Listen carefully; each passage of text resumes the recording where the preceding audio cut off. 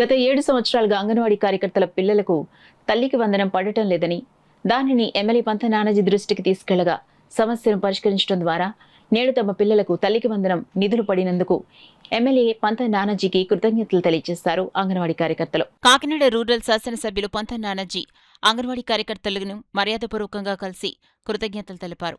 అంగన్వాడీ కార్యకర్తల తరపున ఊట రాజేశ్వరి మాట్లాడుతూ, అంగన్వాడీ కార్యకర్తల పిల్లలకు గత 7 సంవత్సరాలుగా తల్లికి వందనం పడలేదు. కూటమి ప్రభుత్వం ద్వారా అంగన్వాడీ కార్యకర్త పిల్లలకు తల్లికి వందనం పడినందుకు కూటమి ప్రభుత్వం ముఖ్యమంత్రి వర్యులు నారా చంద్రబాబు నాయుడుకు, డిప్యూటీ సీఎం కొణిదెల పవన్ కళ్యాణ్కు, విద్యాశాఖ మంత్రి నారా లోకేష్కు, కాకినాడ రూరల్ ఎమ్మెల్యే పంత నానాజీకు హృదయపూర్వక ధన్యవాదాలు తెలిపారు. ఈ కార్యక్రమంలో B Varalakshmi, P Venkatalakshmi, CH Jyothi, Y Padmavathi, R Meenakumari, CH Venkatalakshmi, K Vijay తదితరులు పాల్గొన్నారు. నమస్తే అండి.